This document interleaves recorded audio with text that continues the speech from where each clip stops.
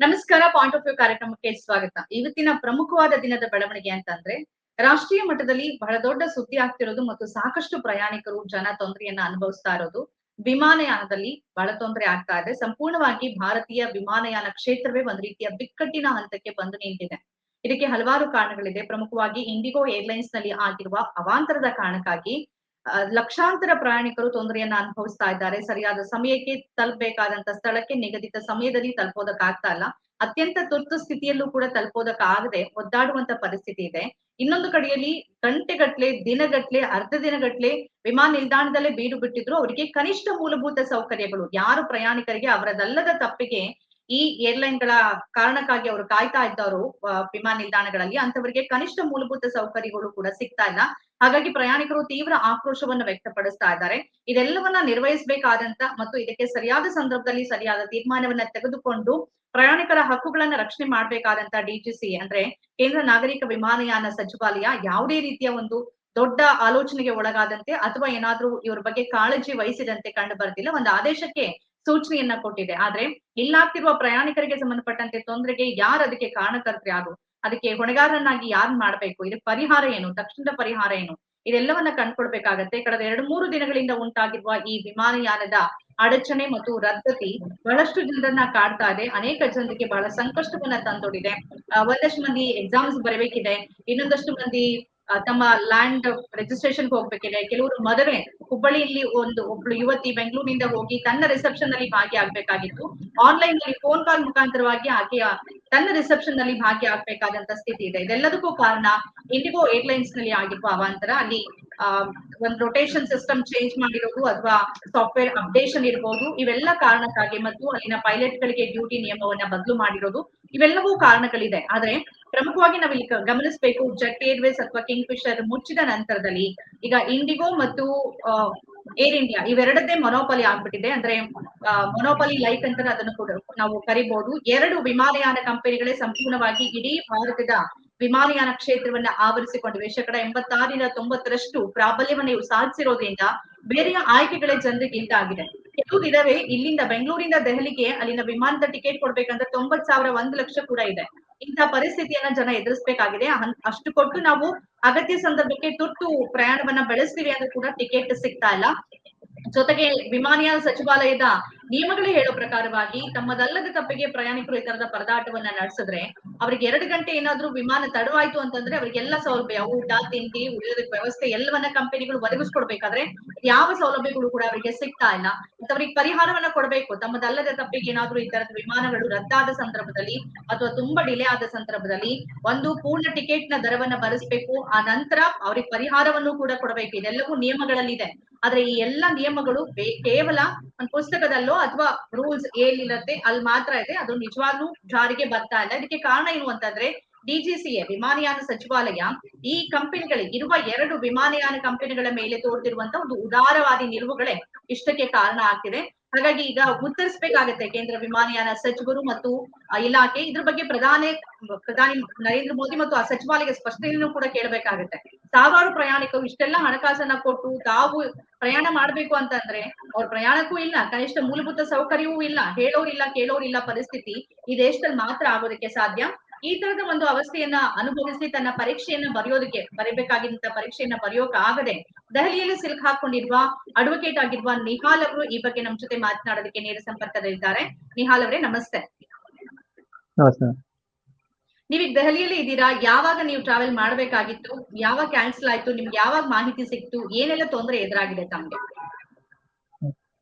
ನಂದು ಫ್ಲೈಟ್ ಇವತ್ತು 4:45ಗೆ ದಿಲ್ಲಿಯಿಂದ ಬೆಂಗಳೂರಿಗೆ ಇದ್ದದ್ದು ಫ್ಲೈಟ್. ನಾನು ನಿನ್ನೆ ರಾತ್ರಿ ತನಕ ವೆಬ್ ಚೆಕ್ ಇನ್ ಮಾಡಿದ್ದೇನೆ.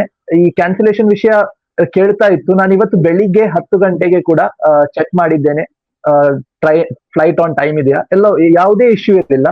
ಸಡನ್ ಆಗಿ ನನಗೆ 12:30ಗೆ ಮೇಲ್ ಬರುತ್ತೆ, ನಿಮ್ದು ಫ್ಲೈಟ್ ಕ್ಯಾನ್ಸಲ್ ಆಗಿದೆ ಅಂತ. ಓಕೆ, ಈವ್ನಿಂಗ್ 4 ಇದ್ದಿದ್ದು ಫ್ಲೈಟ್ 12:30 ನಿಮ್ಗೆ ಮೆಸೇಜ್ ಬರುತ್ತೆ. ಅಂದ್ರೆ ನೀವು ಯಾವ ಉದ್ದೇಶಕ್ಕಾಗಿ ಬರ್ಬೇಕಾಗಿತ್ತ ಮತ್ತು ವಿಮಾನ ನಿಲ್ದಾಣದಲ್ಲಿ ಯಾವ ತರದ ಪರದಾಟ ಇದೆ? ದೆಹಲಿಲಂತೂ ಬಹಳ ಸಮಸ್ಯೆ ಇದೆ ಅಂತ ಸಂಪೂರ್ಣ ಕ್ಯಾನ್ಸಲೇಷನ್ ಆಗೋಗಿದೆ ಇವತ್ತಿನ ಎಲ್ಲ ವಿಮಾನಗಳು ಅನ್ನೋ ಮಾಹಿತಿ ಇದೆ. ಇದ್ರ ಬಗ್ಗೆ ಏನಾದ್ರೂ ಮಾಹಿತಿ ಇದೆಯಾ? ತಾವು ಯಾವ ಅಗತ್ಯ ತುರ್ತು ಕಾರ್ಯಕ್ಕಾಗಿ ಬರ್ಬೇಕಾಗಿತ್ತು ಮಂಗಳೂರಿಗೆ? ನಂದು ಕರ್ನಾಟಕ ಜುಡಿಷಿಯರಿದು ಮೇನ್ಸ್ ಪರೀಕ್ಷೆ ಇತ್ತು. ಮೇನ್ಸ್ ಆಲ್ರೆಡಿ ನಾನು ಪ್ರಿಲಿಮ್ಸ್ ಕ್ಲಿಯರ್ ಮಾಡಿದ್ದೆ. ಪ್ರಿಲಿಮ್ಸ್ ಕ್ಲಿಯರ್ ಮಾಡಿ ಅದರದ್ದು ಸೆಕೆಂಡ್ ರೌಂಡ್ ಮೇನ್ಸ್ ಪರೀಕ್ಷೆ ಇತ್ತು. ಸೊ ಆ ಕಾರಣಕ್ಕಾಗಿ ನಾನು ಬರಬೇಕಿತ್ತು. ನಾಳೆ 6th ಮತ್ತೆ 7th ಗೆ ಬೆಂಗಳೂರಲ್ಲಿ ಇದ್ದದ್ದು ಪರೀಕ್ಷೆ. ನಾಳೆ ನಾಳೆ 6th ಗೆ 10 ಗಂಟೆ ನನ್ನ ಎಕ್ಸಾಮ್ ಸ್ಟಾರ್ಟ್ ಆಗ್ಬೇಕಿತ್ತು.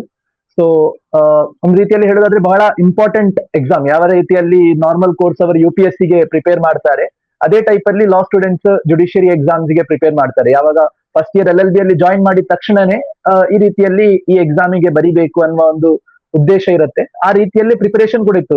ಒಂದು ಹೇಳೋದಾದ್ರೆ 6-7 ವರ್ಷಗಳಿಂದ ಇದ್ದಂತಹ ಪ್ರಿಪರೇಷನ್. ಪ್ರಿಲಿಮ್ಸ್ ಎಕ್ಸಾಮ್ ಬರೀಲಿಕ್ಕೆ ನಾನು ಬೆಂಗಳೂರು ಹೋದದ್ದು, ಅಲ್ಲಿ ಬರ್ದದ್ದು. ಅದು ಮಾತ್ರ ಹೇಳಿದ್ರೆ ಫಸ್ಟ್ ಲೆವೆಲ್ ಎಕ್ಸಾಮ್ ಕೊಡಲ್ಲ. ಆಲ್ರೆಡಿ ಅದರಲ್ಲಿ 9500 ಪ್ಲಸ್ ವಿದ್ಯಾರ್ಥಿಗಳು ಎಕ್ಸಾಮ್ ಪ್ರಿಲಿಮ್ಸ್ ಬರ್ದು ಅದರಲ್ಲಿ ಸೆಲೆಕ್ಟ್ ಆದ ಟಾಪ್ 950 ಅಲ್ಲಿ ನಾನು ಇದ್ದದ್ದು. ಸೊ ಹಾಗಿರುವಾಗ ಬಹಳ ಇದಕ್ಕಾಗಿ ತೆಗೆದ ಕೋಚಿಂಗ್ಸ್ ಇದೆ, ಮತ್ತೆ ಇದಕ್ಕಾಗಿ ಸ್ಪೆಸಿಫಿಕ್ ಆಗಿ ಖರೀದಿಸಿದಂತ ಬುಕ್ಸ್ ಗಳಿವೆ. ಹೇಳುದಾದ್ರೆ ಲಾಸ್ಟ್ 7 years ಅಲ್ಲಿ ಮಾಡಿದಂತ ಯಾವ್ದೆಲ್ಲ ಎಫರ್ಟ್ಸ್ ಇದೆ ಅದ್ರದ್ದು ನನ್ಗೆ ಅದನ್ನು ಶೋ ಮಾಡ್ಲಿಕ್ಕಿರುವಂತ ಅಪಾರ್ಚುನಿಟಿ ಆಗಿತ್ತು ನಾಳೆದ್ದು ಎಕ್ಸಾಮ್.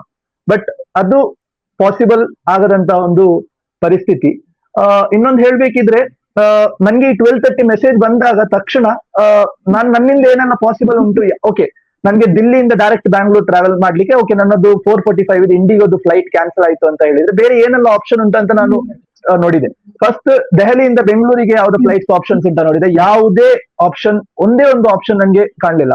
ನಾನು ಹೋಗ್ಲೇಬೇಕಾದಂತ ಒಂದು ಎಕ್ಸಾಮ್, 7 years ಇಂದ ಪ್ರಿಪರೇಷನ್ ಇರುವ ಎಕ್ಸಾಮ್. ನಾನು ದೆಹಲಿಯಿಂದ ನಾನು ಯಾವ್ದೆಲ್ಲ ಸಿಟಿಗೆ ಇವತ್ತು ರಾತ್ರಿವರೆಗೆ లేదా ನಾಳೆ ಬೆಳಿಗ್ಗೆ ಮುಟ್ಟಿ ಅಲ್ಲಿಂದ ಫ್ಲೈಟ್ ತೆಗೆದು ನಾನು ಬೆಂಗಳೂರು ಮುಟ್ಬಹುದಂತ ಒಂದು ಅಂದಾಜಾಗಿ ಆ ಟೈಪ್ ಅಲ್ಲಿ ಸರ್ಚ್ ಮಾಡಿದೆ. ಚಂಡೀಗಢ, ಅಮೃತ್ಸರ್, ಭೋಪಾಲ್, ಜೈಪುರ್ ಯಾವ್ದೆಲ್ಲ ಅಪಾರ್ಚುನಿಟೀಸ್ ಇತ್ತು ಎಲ್ಲಾ ಟ್ರೈ ಮಾಡಿದೆ. ಯಾವುದ್ರಲ್ಲೂ ಒಂದೇ ಒಂದು ಟಿಕೆಟ್ ಅವೈಲೇಬಲ್ ಇಲ್ಲ. ಬಿಡಿ ದಿಲ್ಲಿಯಿಂದ ಆ ಸೈಡಿಗೆ ಯಾವ್ದಾದ್ರು ಆಪ್ಷನ್ ಉಂಟಾ ಅಂತ ನೋಡಿದೆ. ದಿಲ್ಲಿಯಿಂದ ಚೆನ್ನೈ, ಹೈದರಾಬಾದ್, ಕೊಯಂಬತ್ತೂರು, ಬ್ಯಾಂಗ್ಳೂರ್, ಮ್ಯಾಂಗ್ಳೂರ್, ಕಣ್ಣೂರ್, ಕೋಯಿಕೋಡ್, ಕೊಚ್ಚಿ, ಟ್ರಿವಾಂಡ್ರಮ್, ಯಾವೆಲ್ಲ ಆಪ್ಷನ್ಸ್, ಮುಂಬೈ, ಯಾವೆಲ್ಲ ಆಪ್ಷನ್ಸ್ ನಂಗೆ ಪಾಸಿಬಲ್ ಉಂಟು ಆ ಒಂದು ಎಕ್ಸಾಮಿಗೆ ಮುಟ್ಲಿಕ್ಕೆ, ಏನೆಲ್ಲ ಆಪ್ಷನ್ಸ್. ಅದು ಕೂಡ ಇನ್ನು ಅಮೌಂಟ್ ಕೂಡ ನಾನು ಮೈಂಡ್ ಅಲ್ಲಿ ಪರ್ಸನಲಿ ಹೇಳುದಾದ್ರೆ 7 years ಇದ್ದು ಇರುವ ಎಕ್ಸಾಮ್. ಮನೆಯವರು ಕೂಡ ಅದೇ ಹೇಳ್ತಾ ಇದ್ವಿ, ಯಾವುದೇ ಎಕ್ಸ್ಪೆನ್ಸ್ ಮಾಡಿ ಕೂಡ ಮುಟ್ಲಿಕ್ಕೆ ಆಗುದಾದ್ರೆ ಟ್ರೈ ಟು ರೀಚ್. ಹಣ ಕೊಟ್ಟರು ಮುಟ್ಲಿಕ್ಕೆ ಆಗದಂತಹ ಪರಿಸ್ಥಿತಿ. ಏರ್ಪೋರ್ಟ್ ಅಲ್ಲಿ ಹೋದ್ರೆ ಅಲ್ಲಿ 40,000-40,000 ಜನ ಅಲ್ಲಿ ಇದ್ರೆ 4 ಇಂಡಿಗೋದು ಸ್ಟಾಫ್ ಇದ್ದಾರೆ. We are not able to do anything, we are not able to do anything ಅಂತ ಹೇಳ್ತಾ ಇದ್ದಾರೆ. ಅಕಾಮಿಡೇಷನ್ ವಿಷಯದಲ್ಲಿ ಹೇಳಲಿಕ್ಕೆ ಹೋಗುದಾದ್ರೆ ಕರೆಕ್ಟ್ ಆಗಿ ಯಾವುದೇ ರೀತಿಯ ಮಾಹಿತಿಯಲ್ಲಿ ಯಾರು ನೀಡ್ತಾ ಇಲ್ಲ. ಉದ್ದ ಲೈನ್ಗಳೇ ಅಲ್ಲಿ ಇವೆ. ಸೊ ಆ ರೀತಿ ಒಂದು ಪರಿಸ್ಥಿತಿಯಲ್ಲಿತ್ತು. ಮೀಡಿಯಾ ಇತ್ತು, ಜನರ ಸಂಕಷ್ಟ ಇತ್ತು, ಎಲ್ಲಾ ಟೈಪ್ ಜನರು, ಎಸ್ಪೆಷಲಿ ಅಲ್ಲಿ ಫಾರಿನರ್ಸ್ ಇದ್ರು. ನಾನು ಫಾರಿನರ್ಸ್ ಮಾತಾಡುವ ರೀತಿ ನೋಡಿ ನನ್ಗೆ ಆಗ್ತಾ ಇತ್ತು, ನಮ್ಮ ಇಮೇಜ್ ಯಾವ ಟೈಪ್ ಅಲ್ಲಿ ಹೋಗ್ತಾ, ಮೀಡಿಯಾ ಜೊತೆ ಮಾತನಾಡ್ತಾ ಇದ್ರು ಫಾರಿನರ್ಸ್. ಸೊ ಬಹಳ ತುಂಬಾ ಬ್ಯಾಡ್ ಸಿಚುವೇಶನ್ ಅಲ್ಲಿ ಕಾಣ್ಲಿಕ್ಕೆ ಸಾಧ್ಯ ಆಯ್ತು. ಡನ್. ಈಗ ನಿಮಗೆ ಬೇರೆ ಏನಾದ್ರೂ ಆಯ್ಕೆಗಳಿದೆಯಾ? ಈಗ ನಾಳೆ ನೀವೇ ಹೇಳಿದಂಗೆ ನಿಮ್ಮ 7 ವರ್ಷದ ಶ್ರಮ ನಾಳೆ ಒಂದು ಶೋಕೇಸ್ ಆಗ್ಬೇಕಾಗಿತ್ತು, ಅದು ಆಗ್ತಾ ಇಲ್ಲ. ನಿಮ್ ಬೇರೆ ಆಯ್ಕೆಗಳೇನಿದೆ? ನಿಮ್ಗೆ ಏನಾದ್ರು ರಿಲ್ಯಾಕ್ಸೇಷನ್ ಏನಾದ್ರು ಸಿಗತ್ತೆ? ಯಾಕಂದ್ರೆ ನಿಮ್ಮದಲ್ಲದ ತಪ್ಪಿದು. ನೀವು ಪ್ರಿಪೇರ್ ಆಗಿದ್ರಿ, ನೀವು ಬರೋದಕ್ಕೆ ಸಿದ್ಧವಾಗಿದ್ರಿ, ಏರ್ಲೈನ್ಸ್ ಕಾರಣಕ್ಕಾಗಿ ಈ ಪರೀಕ್ಷೆ ನೀವು ಬರೆಯೋಕ್ ಆಗದೆ ಇರೋ ಸಂದರ್ಭದಲ್ಲಿ ನಿಮ್ಗೆ ಏನಾದ್ರು ರಿಲ್ಯಾಕ್ಸೇಷನ್ ಸಿಗುತ್ತಾ? ಪರೀಕ್ಷೆಗೆ ಏನಾದ್ರು ಮನವಿ ಮಾಡ್ಕೊಳ್ಬೋದಾ? ಏನ್ ಆಯ್ಕೆಗಳಿದೆ ನಿಮ್ಗೆ? ನಾನು ಕರ್ನಾಟಕ ಹೈಕೋರ್ಟಿಗೆ ನಾನು ಈ ಫ್ಲೈಟ್ ಕ್ಯಾನ್ಸಲೇಷನ್ ವಿಷಯ ಸಿಕ್ಕಿದ ತಕ್ಷಣನೇ ಕರ್ನಾಟಕ ಹೈಕೋರ್ಟಿಗೆ ಮೇಲ್ ಮಾಡಿದ್ದೆ. ಬಟ್ ಕರ್ನಾಟಕ ಹೈಕೋರ್ಟ್ ಕಡೆಯಿಂದ ನನಗೆ ರೆಸ್ಪಾನ್ಸ್ ಇರುವುದು ನಮ್ ಕಡೆಯಿಂದ ಏನು ಮಾಡ್ಲಿಕ್ಕೆ ನಮ್ಗೆ ಸಾಧ್ಯವಿಲ್ಲ ಎಂಬ ರೀತಿಯಲ್ಲಿ ಕರ್ನಾಟಕ ಹೈಕೋರ್ಟ್ ಇಂದ ರೆಸ್ಪಾನ್ಸ್ ಬಂದಿದೆ. ಕರ್ನಾಟಕ ಹೈಕೋರ್ಟ್ ಅಲ್ಲಿಂದ PRO ಕಾಲ್ ಕೂಡ ಬಂದಿತ್ತು, ನಿಮ್ದು ಈ ರೀತಿ ನಮ್ಗೆ ಮೇಲ್ ಸಿಕ್ಕಿದೆ, ವಾಟ್ ಈಸ್ ಇಟ್ ಅಂತ ಕೇಳ್ಕೊಂಡು. ಬಟ್ ಅವರದ್ದು ಸೈಡ್ ಇಂದ, ನಮ್ಮಿನ ಸೈಡ್ ಇಂದ ಏನು ನಾವು ಹೆಲ್ಪ್ ಮಾಡ್ಲಿಕ್ಕೆ ಆಗಲ್ಲ ಅಂತ ಆ ರೀತಿಯಲ್ಲಿ ಅವರು ರೆಸ್ಪಾನ್ಸ್ ಕೊಟ್ಟಿದ್ದಾರೆ. ಏನ್ ಮಾಡ್ಬೋದು ನೀವು? ಯಾಕಂದ್ರೆ ನೀವೇ ಹೇಳ್ದಂಗೆ ನಿಮ್ಮ ಪ್ರಯತ್ನ ಎಲ್ಲವೂ ನೀರಲ್ಲಿ ಹೋಮ ಆಗೋದಾದ್ರೆ ಮತ್ತೆ ಮುಂದಿನ ವರ್ಷ ಬರಿಬಹುದು ಎಕ್ಸಾಮ್. ಮುಂದಿನ ವರ್ಷ ಬರಿಬೇಕಾಗತ್ತ, 1 ವರ್ಷ ಕಾಯ್ಬೇಕಾಗತ್ತಾ, ಹೇಗೆ? 1 ವರ್ಷ ನಾನು ನನ್ನ ಸಿಚುವೇಶನ್ ಅಲ್ಲಿ ನಾನು ಮಿನಿಮಮ್ 3 ವರ್ಷ ಕಾಯ್ಬೇಕಾದಂತಹ ಪರಿಸ್ಥಿತಿ ನನಗಿದೆ. ಈಗ ಹೊಸದಾಗಿ 3 year ಪ್ರಾಕ್ಟೀಸ್ ರೂಲ್ ಅಂತ ಬಂದಿದೆ. 3 ವರ್ಷ ಪ್ರಾಕ್ಟೀಸ್ ಇದ್ರೆ ಮಾತ್ರ ಎಕ್ಸಾಮ್ ಬರೀಲಿಕ್ಕೆ ಆಗುದು ಅಂತ. ಈ ಬಾರಿಗೆ ಪರೀಕ್ಷೆಗೆ ನಾನು ಎಲಿಜಿಬಲ್ ಆಗಿದ್ದೆ. ಇನ್ನು ನಾನು ನೆಕ್ಸ್ಟ್ ಬರಿಬೇಕಿದ್ರೆ 3 ವರ್ಷ ನಂತರ ಬರಿಬೇಕು. ಅದು ಮಾತ್ರ ಅಲ್ಲ, ಈ ವರ್ಷ ಹೇಳುದಾದ್ರೆ 150 ಪೋಸ್ಟ್ ವೇಕೆನ್ಸಿಗಳು ಲಭ್ಯವಿತ್ತು. ಇನ್ನು ಯಾವಾಗ ಇಷ್ಟು ಪೋಸ್ಟ್ ವೇಕೆನ್ಸಿ ಬರುತ್ತೆ ಅಂತ ಹೇಳಲಿಕ್ಕೆ ಕೂಡ ಆಗಲ್ಲ. 950 ಅಲ್ಲಿ 150 ವೇಕೆನ್ಸೀಸ್ ಇತ್ತು. ಒಂದು ಒಳ್ಳೆ ಪ್ರೊಬ್ಯಾಬಿಲಿಟಿ ಏನಿತ್ತು ಅದು ಕಾಣ್ತಾ ಇತ್ತು ಎಕ್ಸಾಮ್ ಅಲ್ಲಿ. 950 ಸ್ಟೂಡೆಂಟ್ಸ್ ಅಲ್ಲಿ 150 ಸ್ಟೂಡೆಂಟ್ಸ್ ಜಡ್ಜ್ಶಿಪ್ ಗೆ ಎಲಿಜಿಬಲ್ ಆಗ್ತಾ ಇದ್ರು. ಸೊ ಆ ರೀತಿಯಲ್ಲಿ ಸೀಟ್ಸ್ ಇತ್ತು. ಈ ರೀತಿ ಇನ್ನೊಂದು ಅಪರ್ಚುನಿಟಿ ಯಾವಾಗ ಸಿಗತ್ತೆ ಏನು ಅಂತ ಗೊತ್ತಿಲ್ಲ. ಇಂಡಿಗೋ ವಿರುದ್ಧ ಯಾವ್ದೆಲ್ಲ ಟೈಪ್ ಅಲ್ಲಿ ಲೀಗಲ್ ಆಕ್ಷನ್ ತೆಗಿಬೇಕಂತ ನಾನು ಯೋಚಿಸ್ತಾ ಇದ್ದೇನೆ. ಕನ್ಸ್ಯೂಮರ್ ಕಂಪ್ಲೇಂಟ್ ಇಂಡಿಗೋ ವಿರುದ್ಧ ಹೋಗ್ಬೇಕು ಅನ್ನೋ ಯೋಚಿಸ್ತಾ ಇದ್ದೇನೆ. ಸರಿ. ಓಕೆ, ಈಗ ಅದನ್ನಂತೂ ನೀವು ತಗೋತೀರಾ, ಕ್ರಮವನ್ನಂತೂ ತಗೋತೀರಾ. ಆದ್ರೆ ನಿಮಗೆ ಇವತ್ತು 12:30ಕ್ಕೆ ನಿಮಗೆ ಮಾಹಿತಿ ಕೊಡೋ ಬದಲು ಕನಿಷ್ಠ ನೆನ್ನೆಗೆ ಇದ್ರ ಬಗ್ಗೆ ಮಾಹಿತಿ ಕೊಟ್ಟಿದ್ರೆ ನೀವು ಬೇರೆ ಅರೇಂಜ್ಮೆಂಟ್ಸ್, ಬಸ್ ಅಥವಾ ಫ್ಲೈಟ್, ಸಾರಿ ಟ್ರೈನ್, ಬೇರೆ ನಾನು ಏನಾದ್ರು ಯಾವ ಟ್ರೈನ್ ಸಿಗತ್ತೆ ಅದನ್ನ ಇಟ್ಕೊಂಡು ನಾನು ಬರ್ಬೋದಿತ್ತು. ಅದು ವಿಷಯ ಅಂತ ಹೇಳಿದ್ರೆ ಸಡನ್ ಇವತ್ತೆಲ್ಲ ಸ್ಟಾರ್ಟ್ ಆದದ್ದು. ಲಾಸ್ಟ್ 3-4 ಡೇಸ್ ಇಂದ ಕಂಟಿನ್ಯೂಸ್ ಆಗಿ ಇಶ್ಯೂ ಇದೆ. ಹಾಗೆ ಇವಾಗ ಕನಿಷ್ಠ ಪಕ್ಷ ನಾನು ನಿನ್ನೆ ರಾತ್ರಿ ವೆಬ್ ಚೆಕ್ ಇನ್ ಮಾಡುವಾಗ ಅಟ್ಲೀಸ್ಟ್ ಒಂದು ವಾರ್ನಿಂಗ್ ಆದ್ರೂ ಕೊಡ್ಬೇಕಿತ್ತು. ಇನ್ನು ಕ್ಯಾನ್ಸಲೇಷನ್ ಅಲ್ಲ ಅಂತ ಹೇಳಿಬಿಡಿ, ಒಂದು ಅಟ್ಲೀಸ್ಟ್ ಬೇರ್ ಮಿನಿಮಮ್ ಆಗಿ ಒಂದು ವಾರ್ನಿಂಗ್ ಕೊಡ್ಬೇಕಿತ್ತು. ಅದು ಕೂಡ ಕೊಡ್ಲಿಲ್ಲ ಎನ್ನುವುದು. ಆ ರೀತಿ ಏನಾದ್ರೂ ವಾರ್ನಿಂಗ್ ಇರ್ತಿದ್ರೆ ನಾನು ನಿನ್ನೆ ರಾತ್ರಿ ಟ್ರೈನ್ ಏನಾದ್ರೂ ಆಪ್ಷನ್ ಉಂಟಾ ಅಂತ ನೋಡ್ಕೊಂಡು ಇಲ್ಲಿಗೆ ಮುಟ್ಟುವಂತ ಪ್ರಯತ್ನ ಮಾಡಬಹುದಿತ್ತು. ಅಂದ್ರೆ ಅತ್ಯಂತ ಬೇಜವಾಬ್ದಾರಿ ನಿಲುವನ್ನ ಮತ್ತು ತೀರ್ಮಾನವನ್ನ ಏರ್ಲೈನ್ಸ್ ತಗೊಂಡಿದೆ ಅಂತ ಅನ್ಸುತ್ತಾ? ಇದಕ್ಕೆ ಈಗ ನಾನು ಆಗ್ಲೇ ಹೇಳ್ದಂಗೆ ನಿಮ್ಗೆ ವಿಮಾನಯಾನ ಸಚಿವಾಲಯ ಮಧ್ಯಪ್ರವೇಶ ಮಾಡಬೇಕಾಗಿತ್ತು, ಪ್ರಯಾಣಿಕರ ಸಂಕಷ್ಟ ಕೇಳಬೇಕಾಗಿತ್ತು, ಅವರ ಹಕ್ಕುಗಳನ್ನ ರಕ್ಷಣೆ ಮಾಡಬೇಕು. ಆದ್ರೆ ಇಲ್ಲ ಅದ್ ಯಾವ್ದೂ ಆಗ್ತಿಲ್ಲ. ಇದ್ರ ಬಗ್ಗೆ ಏನಾದ್ರು ಪ್ರತಿಕ್ರಿಯಿಸ್ತೀರಾ ನಿಹಾಲ್? ತನ್ನ ಕನಸನ್ನ ಈಡೇರಿಸಿಕೊಳ್ಬೇಕು ಅಂತ ಕರ್ನಾಟಕಕ್ಕೆ ಬಂದು ಜುಡಿಷಿಯರಿ ಪರೀಕ್ಷೆಯನ್ನ ಬರಿಬೇಕಾಗಿದ್ದಂತ ನಿಹಾಲ್ ಅವರು ತಮ್ಮ ಕನಸನ್ನ ಕೈ ಬಿಡಬೇಕಾಗಿದೆ. ಮತ್ತೆ ಯಾವಾಗ ಅವರಿಗೆ ಪರೀಕ್ಷೆ ಬರೆಯೋದಕ್ಕೆ ಅವಕಾಶ ಸಿಗತ್ತೋ ಗೊತ್ತಿಲ್ಲ. ಅವರೇ ಹೇಳ್ತಿದ್ದ ಪ್ರಕಾರ ಕಳೆದ 7 ವರ್ಷದಿಂದ ನಾನು ಇದಕ್ಕೆ ನಿರಂತರವಾಗಿ ಪ್ರಯತ್ನವನ್ನ ಹಾಕಿದ್ದೆ. ಈಗ ನನ್ಗೆ ಅವಕಾಶ ಕೈ ತಪ್ಪಿದ್ರೆ ಇನ್ 3 ವರ್ಷಗಳ ಕಾಲ ನನ್ಗೆ ಅವಕಾಶ ಸಿಗೋದಿಲ್ಲ ಅಂತ ಹೇಳ್ತಾ ಇದ್ರು. ನಿನ್ನೆ ಫ್ಲೈಟ್ ಅನ್ನ ಬುಕ್ ಮಾಡೋ ಹೊತ್ತಿಗೂ ಫ್ಲೈಟ್ ಅವೈಲಬಲ್ ಇದೆ ಅಂತಾನೆ ತೋರಿಸ್ತಾ ಇತ್ತು. ಆ ನಂತರ ಯಾವುದೇ ಸೂಚನೆಗಳು, ವಾರ್ನಿಂಗ್ ಅಥವಾ ಒಂದು ಮೇಲ್ ಇರ್ಬೋದು, SMS ಇರ್ಬೋದು, ಯಾವ್ದು ಕೂಡ ಏರ್ಲೈನ್ಸ್ ಕಡೆಯಿಂದ ಬಂದಿಲ್ಲ. ಆದ್ರೆ ಇವತ್ತು 12:30ಕ್ಕೆ ಇದ್ದಕ್ಕಿದ್ದಂಗೆ ನಾವು ಫ್ಲೈಟ್ ಕ್ಯಾನ್ಸಲ್ ಮಾಡ್ತೀವಿ ಅಂತ ಮಾಹಿತಿ ಬಂದ್ರೆ ಏನ್ ಮಾಡ್ಬೇಕು ಪ್ರಯಾಣಿಕರು? ಇದಕ್ಕೆ ಜವಾಬ್ದಾರಿ ಯಾರು? ಈ ತರದ ಓರ್ವ ವಿದ್ಯಾರ್ಥಿಯ ಭವಿಷ್ಯವನ್ನ ಸಂಪೂರ್ಣವಾಗಿ ಮಸಕ್ ಮಾಡಿದಂತ ಹೊಣೆಗಾರಿಕೆಯನ್ನ ಯಾರು ಹೊರಬೇಕು? ವಿಮಾನಯಾನ ಸಚಿವಾಲಯ ಮಧ್ಯಪ್ರವೇಶವನ್ನ 2 ದಿನಗಳ ಕೆಳಗೇನೆ ಮಾಡಬೇಕಾಗಿತ್ತು. ಆದ್ರೆ ಇಲ್ಲಿ ತನಕ ಸರಿಯಾದ ನಿರ್ಧಾರವನ್ನೇ ತೆಗೆದುಕೊಂಡಿಲ್ಲ ಅನ್ನೋದು ನಮ್ಮಲ್ಲಿ ವಿಮಾನಯಾನ ಸಚಿವಾಲಯ ಮತ್ತು ಸಂಸ್ಥೆ ಹೇಗೆ ಕೆಲಸ ಮಾಡತ್ತೆ ಅನ್ನೋದಕ್ಕೆ ಒಂದು ಉದಾಹರಣೆ ಮಾತ್ರ. 2 ಕಂಪನಿಗಳು ಸಂಪೂರ್ಣವಾಗಿ ಇಡೀ ವಿಮಾನಯಾನ ಕ್ಷೇತ್ರದ ಮೇಲೆ ಪ್ರಾಬಲ್ಯವನ್ನ ಸಾಧಿಸಿರುವಾಗ 3ನೇವರಿಗೆ ಅವಕಾಶವೇ ಇಲ್ಲದೆ ಇರೋ ಸಂದರ್ಭದಲ್ಲಿ ಅದನ್ನ ಮೊನೋಪಲಿ ಅಂತ ಕರೀದೆ ಇನ್ನೇನ್ ಕರಿಬೇಕು? ಇದೇ ಕಾರಣಕ್ಕಾಗಿನೇ ಸಮಸ್ಯೆಗಳು ಆಗ್ತಾ ಇರೋದು. ಹಿಂದೆ ಜೆಟ್ ಏರ್ವೇಸ್ ಇತ್ತು ಅಥವಾ ಕಿಂಗ್ ಫಿಶರ್ ಇತ್ತು, ಆಯ್ಕೆಗಳು ಪ್ರಯಾಣಿಕರಿಗೆ ಬಹಳಷ್ಟಿತ್ತು. ಆದ್ರೆ ಇವತ್ತು ಆಯ್ಕೆಗಳೇ ಇಲ್ಲ. ಎಲ್ಲವೂ ಇಂಡಿಗೋ ಮೇಲೇನೋ ಏರ್ ಇಂಡಿಯಾ ಮೇಲೇನೋ ಡಿಪೆಂಡ್ ಆಗಿರೋ ಕಾರಣಕ್ಕಾಗಿ ಮತ್ತು ಅವರ ಒಂದು ಜಾಸ್ತಿ ಅವರೇ ಇರೋದ್ರಿಂದ ಸುಮಾರು 86-90% ವಿಮಾನಯಾನ ಕ್ಷೇತ್ರವನ್ನ ಅವರೇ ಆವರಿಸ್ಕೊಂಡಿರೋದ್ರಿಂದ ಒಂದು ಸಣ್ಣ ವ್ಯತ್ಯಯ ಆದ್ರೂ ಕೂಡ ಇಡೀ ಒಂದು ಅವರ ಜಾಲದ ಮೇಲೇನೆ ಪರಿಣಾಮ ಬೀರುತ್ತೆ. ಅದೇ ಕಾರಣಕ್ಕೆ ಈ ತರದಾಗಿರೋದು. ಕ್ರೂ ಸಮಸ್ಯೆ ಇದೆ, ಪೈಲಟ್ ಗಳ ಶಿಫ್ಟ್ ಗಳ ಸಮಸ್ಯೆ ಇದೆ, ರೊಟೇಷನ್ ಸಮಸ್ಯೆ ಇದೆ, ಸಾಫ್ಟ್ವೇರ್ ಅಪ್ಡೇಷನ್ ಸಮಸ್ಯೆ ಇದೆ.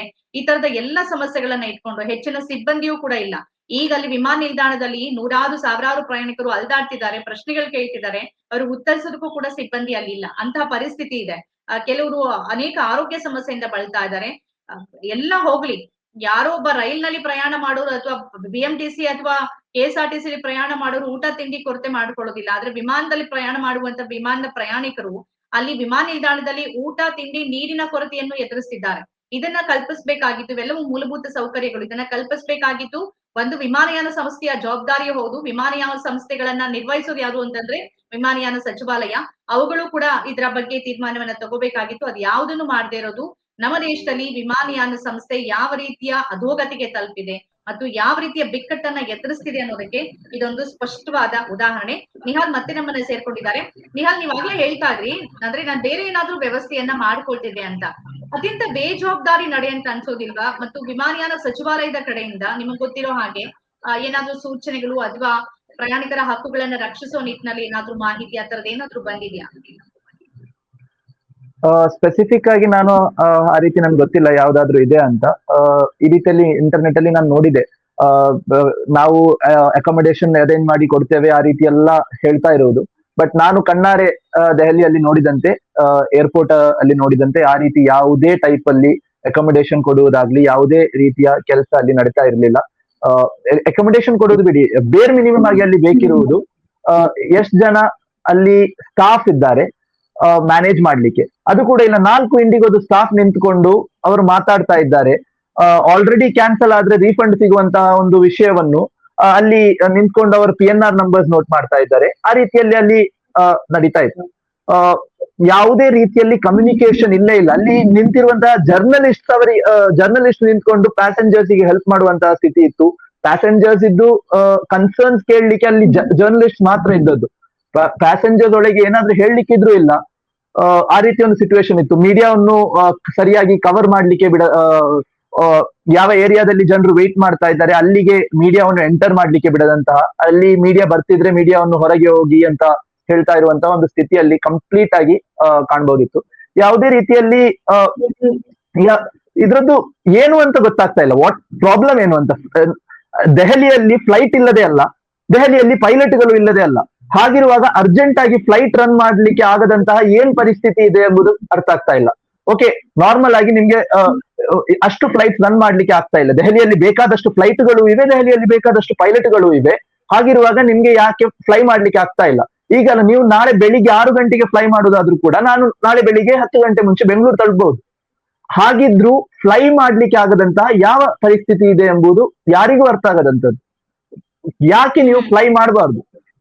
ನೀವು ಯಾಕೆ ಅರ್ಜೆಂಟ್ ಆಗಿ ಹೊಸ ಫ್ಲೈಟ್ ಗಳನ್ನು ತರಬಾರ್ದು? ಆ ರೀತಿ ಸಮಸ್ಯೆಗಳಿವೆ. ಓಕೆ, ಈಗ ಅಲ್ಲಿ ಏನ್ ಹೇಳ್ತಾರೆ, ಈಗ ಸಿಬ್ಬಂದಿ 4 ಜನ ಸಿಬ್ಬಂದಿ ಉತ್ತರ ಕೊಡ್ತಾನೆ ಇಲ್ಲ ಅಂತ ತಾವ್ ಹೇಳ್ತೀರಿ. ನೀವ್ ಹೇಳ್ತಾ ಇದ್ದೀರಿ ನಿಮ್ಗೆ ವಿಮಾನಗಳಿಗೂ ತೊಂದರೆ ಇಲ್ಲ, ಪೈಲಟ್ ಗಳಿಗೂ ತೊಂದರೆ ಇಲ್ಲ, ಏನ್ ಸಮಸ್ಯೆ ಅಂತ. ಅವ್ರ ಒಂದ್ 3-4 ಕಾರಣಗಳನ್ನ ಮುಂದಿಟ್ಟಿದ್ದಾರೆ. ಒಂದು ರೋಸ್ಟರ್ ಸಮಸ್ಯೆ ಇದೆ, ಆಮೇಲೆ ಸಾಫ್ಟ್ವೇರ್ ಅಪ್ಡೇಷನ್ ಸಮಸ್ಯೆ ಇದೆ, ಕ್ರೂ ಸಮಸ್ಯೆ ಇದೆ. ಈ ತರದವನ್ನೆಲ್ಲ ಮುಂದಿಡ್ತಾ ಇದ್ದಾರೆ ಆ ಕಾರಣಕ್ಕೆ ಅಂತ. ಮತ್ತು ಒಂದು ಫ್ಲೈಟ್ ನ ವಿಳಂಬ ಮತ್ತು ಕ್ಯಾನ್ಸಲೇಷನ್ ಇನ್ನೊಂದು ಫ್ಲೈಟ್ ನ ಮೇಲೂ ಪರಿಣಾಮ ಬೀರಿದೆ ಅಂತ. ಇದು ಇವತ್ತಿಗೆ ಮುಗಿಯೋದಿಲ್ಲ, ಇನ್ನು 10ರಿಂದ 15 ದಿನ ಇರುತ್ತೆ. ಈ ಡಿಸೆಂಬರ್ 10ರಿಂದ 15 ತನಕ ಇದೇ ಪರಿಸ್ಥಿತಿ ಇರುತ್ತೆ ಅನ್ನೋ ಒಂದು ಸೂಚನೆ ಕೂಡ ಸಿಗ್ತಾ ಇದೆ. ಹಾಗಿರುವಾಗ ಇದರ ಸಮಸ್ಯೆ ಎಲ್ಲಿದೆ ಅಂತ ತಮಗನ್ಸುತ್ತೆ? ಸಹ ಪ್ರಯಾಣಿಕರು ಈ ಹೋದ ಸಂದರ್ಭದಲ್ಲಿ ಏನ್ ಅಭಿಪ್ರಾಯ ವ್ಯಕ್ತಪಡಿಸ್ತಾ ಇದ್ರೆ? ನನ್ನ ಒಂದು ಮೊನೊಪೊಲಿ, ನೀವು ಸ್ಟಾರ್ಟಿಂಗ್ ಅಲ್ಲೇ ಹೇಳಿದಂತೆ DGCAಗೆ ವಿಮಾನಯಾನ ಸಂಸ್ಥೆಗಳು ಮೆಸೇಜ್ ಕೊಡುವಂತಹ ರೀತಿಯಲ್ಲಿ ಮಾಡಿದೆ. ನಮ್ಮಿಂದ ಚರ್ಚೆ ಮಾಡದೆ ಇನ್ ಮುಂದೆ ನೀವು ಯಾವುದೇ ರೂಲ್ಸ್ ತರಲಿಕ್ಕೆ ಹೋಗ್ಬೇಡಿ. ನಮ್ಮಿಂದ ಚರ್ಚೆ ಮಾಡದೆ ನೀವು ಯಾವ್ದಾದ್ರೆ ಈ ರೀತಿ ರೂಲ್ಸ್ ತಂದ್ರೆ ಇದೇ ಪರಿಸ್ಥಿತಿಯನ್ನು ನಾವು ಬೇಕಂತಾನೆ ಸೃಷ್ಟಿ ಮಾಡುತ್ತೇವೆ. ಅಲ್ಲಿದು ಸಿಚುವೇಶನ್ ನೋಡಿದ್ರೆ ಕಂಪನಿಗಳು ಖುದ್ದಾಗಿ ಈ ರೀತಿ ಒಂದು ಸಿಚುವೇಶನ್ ನಿರ್ಮಿಸಿದಂತೆ ಇತ್ತು.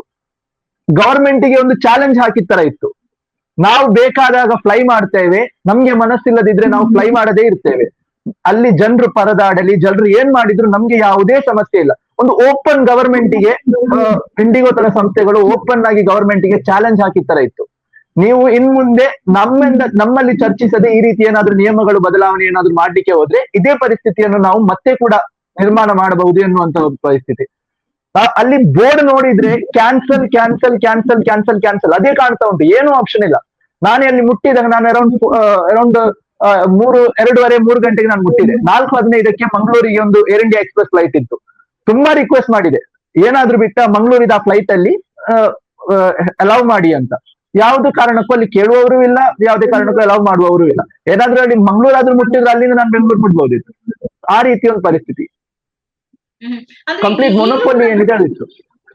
ಸರ್, ಈಗ ಬುಕಿಂಗ್ ತಗೊಳ್ಳೋದು ಕ್ಯಾನ್ಸಲ್ ಮಾಡ್ತಾರೆ, ಈಗಲೂ ಬುಕಿಂಗ್ ಓಪನ್ ಇದೆ ಅನ್ನೋ ಕೆಲವು ಮಾಹಿತಿಗಳಿದೆ. ಇದ್ರ ಬಗ್ಗೆ ಏನಾದ್ರು ಮಾಹಿತಿ ಇದೆಯಾ ನಿಹಾಲ್? ಇಷ್ಟೆಲ್ಲ ಸಮಸ್ಯೆ ಆದ್ಮೇಲೂ ಈಗದ್ದು ರೀಸೆಂಟ್ ನಾನ್ ನೋಡಿದ ಪ್ರಕಾರ ಇವತ್ತಿದ್ದು ಮತ್ತೆ ನಾಳೆದ್ದು ಫ್ಲೈಟ್ಸ್ ನಾನ್ ಬುಕ್ ಮಾಡ್ಲಿಕ್ಕೆ ಟ್ರೈ ಮಾಡಿದ್ದು, ನನ್ಗೆ ಯಾವುದೇ ಫ್ಲೈಟ್ಸ್ ತೋರಿಸ್ಲಿಲ್ಲ. ಸಾರಿ, ನೋ ಫ್ಲೈಟ್ಸ್ ಅವೈಲೇಬಲ್ ಅನ್ನೋ ಹಾಗೇನೆ ಬರ್ತಾ ಇದೆ. ಹೆಚ್ಚು ಹಣ ಕೊಟ್ಟು ಫ್ಲೈಟ್ ಟಿಕೆಟ್ ಖರೀದಿಸುವಂತಹ ಪರಿಸ್ಥಿತಿ ಕೂಡ ಇಲ್ಲ. ನೋ ಫ್ಲೈಟ್ಸ್ ಅವೈಲೇಬಲ್ ಅಂತಾನೆ ಬರ್ತಾ ಇದೆ. ನಾನು ಕಂಟಿನ್ಯೂಸ್ ಆಗಿ ಚೆಕ್ ಮಾಡಿದ್ರೆ ಕೂಡ ಹಾಗೇನೆ ಇತ್ತು. ನಾನು ಸುಮಾರು 7:30 ಗಂಟೆವರೆಗೆ ನಾನು ಏರ್ಪೋರ್ಟ್ ಅಲ್ಲಿಯೇ ಇದ್ದೆ. ಮತ್ತೆ ಚಳಿ ಜಾಸ್ತಿ ಆದ ಕಾರಣ ಮತ್ತೆ ನಾನು ಅಲ್ಲಿಂದ ಬಂದೆ. ಮತ್ತೆ ಅಲ್ಲಿಂದ ಎಲ್ಲರೂ ಹೊರಡ್ಲಿಕ್ಕೆ ಸ್ಟಾರ್ಟ್ ಮಾಡಿದ್ರು, ಮೀಡಿಯಾ ಅವರು ಕೂಡ ಹೊರಡ್ಲಿಕ್ಕೆ ಸ್ಟಾರ್ಟ್ ಮಾಡಿದ್ರು. ಹಾಗಿರುವಾಗ ನಾನು ಕೂಡ ಅಲ್ಲಿಂದ ಬಂದೆ. ಏನಾದ್ರೂ ಲೇಟ್ ನೈಟ್ ಆಪ್ಷನ್ಸ್ ಓಪನ್ ಆಗತ್ತಾ ಅಂತ ನಾನು ಕೂಡ ವೇಟ್ ಮಾಡ್ತಾ ಇದ್ದೆ. ಬಟ್ ಇಂಡಿಗೋ ಬಹಳ ಸ್ಪಷ್ಟವಾಗಿ ಮಂಡೇ ತನಕ ನೀವು ಯಾವುದೇ ಹೋಪ್ ಇಡಬೇಡಿ, ಆ ರೀತಿಯಲ್ಲೇ ಬಹಳ ಕ್ಲಿಯರ್ ಆಗಿ ಆನ್ಸರ್ ಮಾಡ್ತಾ ಇತ್ತು. ಅಲ್ಲಿ ಯಾವುದೇ ಕಾರಣಕ್ಕೂ ನಾವು ಫ್ಲೈ ಮಾಡಲ್ಲ ಅಂತ ಒಂದು ಮೆಸೇಜ್ ಕೊಡುವ ರೀತಿ. ನಮ್ಗೆ ಫ್ಲೈ ಮಾಡ್ಲಿಕ್ಕೆ ಆಗಲ್ಲ ಅಂತಲ್ಲ, ನಾವು ಫ್ಲೈ ಮಾಡಲ್ಲ, ನಮ್ಗೆ ಯಾವುದೇ ಮನಸ್ಸಿಲ್ಲ ಫ್ಲೈ ಮಾಡ್ಲಿಕ್ಕೆ, ಅವರೊಂದು ರೀತಿ ಪರಿಸ್ಥಿತಿ. ಅರ್ಜೆಂಟ್ ಸಿಚುವೇಶನ್ ಅಲ್ಲಿ ಫ್ಲೈ ಮಾಡದಂತಹ ಯಾವುದೇ ಪರಿಸ್ಥಿತಿ ಅಲ್ಲಿ ಉಂಟಂತ ನನ್ಗೆ ಅನಿಸಲ್ಲ. ಫ್ಲೈ ಮಾಡ್ಲಿಕ್ಕೆ ಈಗ ನಾನು ಇಂಡಿಗೋಗೆ ಮೇಲ್ ಮಾಡಿದ್ದೇನೆ. ಆ ರೀತಿ ಮೇಲ್ಗಳಿಗೆ, ಅರ್ಜೆಂಟ್ ಮೇಲ್ಗಳಿಗೆ ಇಂಡಿಗೋ ರೆಸ್ಪಾಂಡ್ ಮಾಡ್ಬೋದು. ಈಗ ಫಾರ್ ಎಕ್ಸಾಂಪಲ್ ನನ್ನ ಸಿಚುವೇಶನ್, ನಾನು ಎಲ್ಲಿಯೋ ಸುತ್ತಾಡ್ಲಿಕ್ಕೋ ನಾರ್ಮಲ್ ಕೆಲ್ಸಕ್ಕೋ ಹೋಗ್ತಾ ಇಲ್ಲ. ನಾನ್ ನಾಳೆ ಬೆಳಿಗ್ಗೆ 10 ಗಂಟೆ ಮುಟ್ಲಿಲ್ಲ ಅಂತ ಹೇಳ್ಕೊಂಡ್ರೆ ನನ್ನ ಲಾಸ್ಟ್ 7 years ವೇಸ್ಟ್ ಆಗತ್ತೆ. ಇನ್ನು ಬರುವಂತಹ 3 ವರ್ಷ ನನಗೆ ಅಪಿಯರ್ ಆಗ್ಲಿಕ್ಕೆ ಆಗದಂತಹ ಒಂದು ಸ್ಥಿತಿ ನಿರ್ಮಾಣ ಆಗತ್ತೆ. ಹಾಗಿರುವಾಗ ಇಂಡಿಗೋಗೆ ಒಂದು ಫ್ಲೈಟ್ ಕೂಡ ರನ್ ಮಾಡ್ಲಿಕ್ಕೆ ಆಗದಂತಹ ಪರಿಸ್ಥಿತಿ ಅಲ್ಲಿಲ್ಲ. ಇಂಡಿಗೋಗೆ ಬೇಕಿದ್ರೆ ಈ ರೀತಿ ಕೇಸ್ಗಳನ್ನು ಅರ್ಜೆಂಟ್ ಬೇಸಿಸ್ ಅಲ್ಲಿ ಕನ್ಸಿಡರ್ ಮಾಡಿಕೊಂಡು ನಮ್ಮನ್ನು ಫ್ಲೈ ಮಾಡ್ಲಿಕ್ಕೆ ಅಲೌ ಮಾಡಬಹುದು. ಈಗಲೂ ಅಲೌ ಮಾಡಬಹುದು, ಇನ್ನು ಕೂಡ ಇಂಡಿಗೋಗೆ ಬೇಕಿದ್ರೆ ಅದು ಮಾಡಬಹುದು. ಬಟ್ ಯಾಕೆ ಮಾಡ್ತಾ ಇಲ್ಲ ಎಂಬುದು ಪ್ರಶ್ನೆ. ಓಕೆ, ಒಂದ್ ಮಾಡ್ತಿಲ್ಲ, ಅವ್ರನ್ನ ಕೇಳಬೇಕಾದ ವಿಮಾನಯಾನ ಸಂಸ್ಥೆ ಕೂಡ ಕಣ್ಮುಚ್ಚಿ ಕೂತ್ಕೊಂಡಿದೆ. ಈಗ ನೀವು ಅಡ್ವೊಕೇಟ್ ಇದ್ದೀರಿ, ತಾವ್ ಹೇಳಿದ್ರಿ ನಾನು ಲೀಗಲ್ ಆಕ್ಷನ್ ತಗೋತೀನಿ ಅಂತ. ಅದು ಬರೀ ಇಂಡಿಗೋ ಸಂಸ್ಥೆ ಮೇಲೆನಾ ಅಥವಾ DGCA ಏನು ಪಾರ್ಟಿ ಮಾಡ್ಬೇಕು ಅಂತಿದ್ದೀರಾ? ತಮ್ಮ ಮುಂದಿನ ನಿಲುವು ಏನಾಗಿರುತ್ತೆ ನೀವು ಹಾಗಾದ್ರೆ? DGCA ಅನ್ನು ಪಾರ್ಟ್ ಮಾಡ್ಬೇಕೋ ಬೇಡವಾ ಅಂತ ನಾನು ಲೀಗಲ್ ಒಪಿನಿಯನ್ ತೆಕ್ಕೊಂಡು ಯೋಚಿಸುವಂತ ಇದ್ದೇನೆ. ಮೇನ್ ಆಗಿ ನಾನು ಇಂಡಿಗೋ ವಿರುದ್ಧ ಮತ್ತೆ DGCA ಕೂಡ ಒಂದು ಪಾರ್ಟಿ ಖಂಡಿತವಾಗಿ ಆಗತ್ತೆ ಅದರಲ್ಲಿ. ಬಿಕಾಸ್ DGCA ಹೊರಡಿಸಿದಂತ, ಯಾಕೆ ಹೇಳಿಕೊಂಡ್ರೆ ಇಂಡಿಗೋ DGCA ಅನ್ನು ಮೇಲೆ ಹೊರ ಹಾಕ್ಲಿಕ್ಕೆ ಟ್ರೈ ಮಾಡುತ್ತೆ. ನಾನು ಇಂಡಿಗೋ ಮೇಲೆ ಕೇಸ್ ಮಾಡಿದ್ರು ಇಂಡಿಗೋ ಹೇಳುತ್ತೆ ನನ್ ತಪ್ಪಲ್ಲ, DGCA ರೂಲ್ಸ್ ಮಾಡಿದ ಕಾರಣದಿಂದಾಗಿ ಈ ರೀತಿ ಆಯ್ತು ಅಂತ. ಸೊ ಹಾಗಿರುವಾಗ DGCA ಕೂಡ ಆಟೋಮ್ಯಾಟಿಕ್ ಆಗಿ ಲೀಗಲಿ ಅದರಲ್ಲಿ ಪಾರ್ಟಿ ಆಗುವ ಎಲ್ಲ ಸಾಧ್ಯತೆಗಳಿವೆ. ಸೊ ಅದೇ ರೀತಿಯಲ್ಲಿ ನಾನು ಈಗ ನನ್ ಕೇಸ್ ಮಾಡ್ಲಿಕ್ಕೆ ನನ್ನೆಲ್ಲ ಈಗ ನನಗೆ ಬೇಕಾದಂತ ಏನೆಲ್ಲ ಮಾಡ್ಬೋದು, ನನ್ನ ಕಡೆಯಿಂದ ಏನು ತಪ್ಪಾಗದಂತ ನಾನು ಎಲ್ಲ ನೋಡ್ಕೊಂಡಿದ್ದೇನೆ. ನಾನು ಇಮಿಡಿಯೇಟ್ ಆಗಿ ಇಂಡಿಗೋಗೆ ಮೇಲ್ ಮಾಡಿದ್ದೇನೆ, ನನ್ನ ಸಿಚುವೇಶನ್ ಅನ್ನು ಎಕ್ಸ್ಪ್ಲೇನ್ ಮಾಡ್ಕೊಂಡು ಈ ರೀತಿ ಸಿಚುವೇಶನ್ ಆಗಿದೆ, ನಾನು ಅರ್ಜೆಂಟ್ ಆಗಿ ಮುಟ್ಬೇಕಿದೆ. ಇಂಡಿಗೋ ಕಡೆಯಿಂದ ಯಾವ ರೆಸ್ಪಾನ್ಸ್ ಇಲ್ಲ. ಇಂಡಿಗೋದ ಹೆಲ್ಪ್ ಲೈನ್ ಕಾಲ್ ಮಾಡ್ಲಿಕ್ಕೆ ಟ್ರೈ ಮಾಡಿದೆ, ಅಲ್ಲಿ ಕಾಲೇ ಕನೆಕ್ಟ್ ಆಗಲ್ಲ. ನಾನು ಹೈಕೋರ್ಟ್ ಆಫ್ ಕರ್ನಾಟಕಗೆ ಮೇಲ್ ಮಾಡಿದೆ ಈ ರೀತಿ ಸಿಚುವೇಶನ್ ಇದೆ ಅನ್ಕೊಂಡು. ಮತ್ತೆ ನಾನು ನಿಮ್ಗೆ ಈಗ ಸ್ಟಾರ್ಟಿಂಗ್ ಅಲ್ಲಿ ಹೇಳಿದಂತ ಆಲ್ಟರ್ನೇಟ್ ಏನೆಲ್ಲ ಆಪ್ಷನ್ಸ್ ಇದೆ, ಬೇರೆ ಸಿಟಿಗಳಿಂದ ನನಗೆ ಬೆಂಗಳೂರಿಗೆ, ಅಲ್ಲಿದ್ರೆ ದಿಲ್ಲಿಯಿಂದ ಬೇರೆ ಸಿಟಿಗೆ ಫ್ಲೈ ಮಾಡ್ಕೊಂಡು ಅಲ್ಲಿಂದ ಬರುವುದು, ಅದು ಕೂಡ ಟ್ರೈ ಮಾಡಿದೆ. ಅದರದ್ದು ಸ್ಕ್ರೀನ್ ಶಾಟ್ಸ್ ಕೂಡ ನಾನು ತಗೊಂಡಿಟ್ಟಿದ್ದೇನೆ.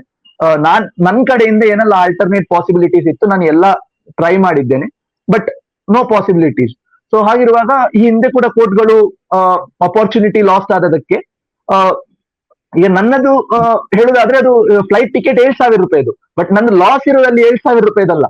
ಕಳೆದ 7 ವರ್ಷಗಳಲ್ಲಿ ನಾನು ಅದಕ್ಕಾಗಿ ಸ್ಟಡಿ ಮಾಡಿದ್ದು, ಅದಕ್ಕಾಗಿ ತಕೊಂಡ ಕೋಚಿಂಗ್, ಅದಕ್ಕಾಗಿ ತಕೊಂಡ ಬುಕ್ಸ್ ಬಿಡಿ, ನಾನು ಇದ್ರದ್ದು ಫೀಸ್, ನಾನು ಪ್ರಿಲಿಮ್ಸ್ ಇದ್ದು ಸಪರೇಟ್ ಆಗಿ ರಿಜಿಸ್ಟ್ರೇಷನ್ ಫೀಸ್ ಕಟ್ಟಿದ್ದೇನೆ, ಮೇನ್ಸ್ ಇದ್ದು ಸಪರೇಟ್ ಆಗಿ ಫೀಸ್ ಕಟ್ಟಿದ್ದೇನೆ.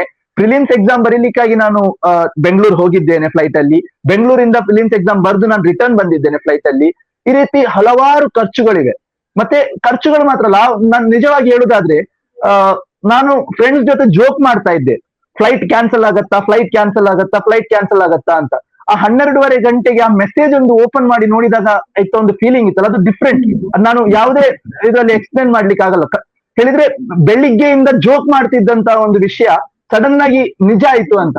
ಇನ್ನೊಂದು ಅವಸ್ಥೆ ಅಂತ ಹೇಳಿದ್ರೆ ಫ್ರೆಂಡ್ಸ್ ಹೇಳ್ತಾರೆ ಇಂಡಿಗೋ ಯಾರಾದ್ರೂ ಬುಕ್ ಮಾಡ್ತಾರಾ ಅಂತ. ಕನಿಷ್ಠ ಪಕ್ಷ ನಾನು ಅವ್ರಿಗೆ ರಿಟರ್ನ್ ಹೇಳಿದ್ದು, ಕನಿಷ್ಠ ಪಕ್ಷ ಇಂಡಿಗೋ ಬುಕ್ ಮಾಡಿದ ಕಾರಣ ನಾನು ಜೀವಂತ ಆಗಿದ್ದೇನೆ. ಇಲ್ಲಿ ಏರ್ ಇಂಡಿಯಾ ಅಲ್ಲಿ ಬೇರೆ ಸೇಫ್ಟಿ ಇಶ್ಯೂಸ್ ಅಂತ ಏರ್ ಇಂಡಿಯಾದ್ದು ಸಮಸ್ಯೆಗಳಿವೆ. ಹಾಗಾದ್ರೆ ಇಂಡಿಯಾದಲ್ಲಿ ಫ್ಲೈ ಮಾಡುವುದಾದ್ರೆ ಹೇಗೆ? ಇಂಡಿಗೋ ಅಲ್ಲಿ ಈ ರೀತಿ ಸಮಸ್ಯೆಗಳಿವೆ, ಏರ್ ಇಂಡಿಯಾ ತನ್ನದೇ ಆದ ಸೇಫ್ಟಿ ಇಶ್ಯೂಗಳಿವೆ. ಏರ್ ಇಂಡಿಯಾದಲ್ಲಿ ಟ್ರಾವೆಲ್ ಮಾಡಿದ್ರೆ ಬದುಕುವುದೇ ಕಷ್ಟ ಎನ್ನುವಂತಹ ಒಂದು ಪರಿಸ್ಥಿತಿ. ಇಲ್ಲಿ ಇಂಡಿಗೋ ಅಲ್ಲಿ ಯಾವಾಗ ಬೇಕಿದ್ರು ಯಾರೂ ಕೇಳದೆ ಫ್ಲೈಟ್ ಕ್ಯಾನ್ಸಲ್ ಮಾಡಿ ಬಿಡ್ತಾರೆ, ಏನೂ ಇಲ್ಲ. ಅಟ್ಲೀಸ್ಟ್ ಫ್ಲೈಟ್ ಕ್ಯಾನ್ಸಲ್ ಮಾಡಿದ್ರೆ ನಾವು ಫ್ಲೈಟ್ ಕ್ಯಾನ್ಸಲ್ ಮಾಡಿದ್ರೆ ರಿಫಂಡ್ ಸಿಗದಂತ ಸಮಸ್ಯೆ. ಅಷ್ಟು ಟೈಮ್ ಬ್ರಾಕೆಟ್ ಕೂಡ ಇವರು ಕೊಡ್ಲಿಲ್ಲ. ಬೇರ್ ಮಿನಿಮಮ್ ನಾನು ಅಷ್ಟು ಟೈಮ್ ಅಲ್ಲಿ ಫ್ಲೈಟ್ ಕ್ಯಾನ್ಸಲ್ ಮಾಡ್ತಿದ್ರೆ I would have got 0 refund. ನಂಗೆ ಯಾವುದೇ ರಿಫಂಡ್ ಸಿಗ್ತಾ ಇರ್ಲಿಲ್ಲ. 12:30 4:15 ಫ್ಲೈಟ್, 4 ಗಂಟೆದವ್ರು ಗ್ಯಾಪ್ ಕೊಡ್ತಾ ಇರೋದು ಯಾವುದೇ ಕಾರಣಕ್ಕೂ ಅದು ಜಸ್ಟಿಫೈಯಬಲ್ ಅಲ್ಲ. ಸೊ ಜುಡಿಷಿಯರಿ ಮೇಲೆ ಹೋಪ್ ಇದೆ, ತನ್ನದೇ ಮೆಂಬರ್ ಅನ್ನು ಅದು ಪ್ರೊಟೆಕ್ಟ್ ಮಾಡತ್ತೆ ಅಂತ ಅಷ್ಟೇ. ಕಾದ್ ನೋಡೋಣ. ಆದ್ರೂ ಬದಲಾವಣೆ ಆಗಿದೆ ಅಂತ ನಾವು ನಮ್ಮ ಕಡೆಯಿಂದ ಹಾರೈಸ್ತೀವಿ. ನಿಹಾಲ್ ಅವರೇ, ಇಷ್ಟೊತ್ತು ನಮ್ಮ ಅಭಿಪ್ರಾಯ ಮತ್ತು ತಮಗಾದ ತೊಂದರೆಗಳನ್ನ ನಮ್ಮ ಮುಂದೆ ಮತ್ತು ವೀಕ್ಷಕರ ಮುಂದೆ ಇಟ್ಟಿದ್ದೀರಿ. ಧನ್ಯವಾದಗಳು ತಮಗೆ. ನಮಸ್ಕಾರ. ಧನ್ಯವಾದ.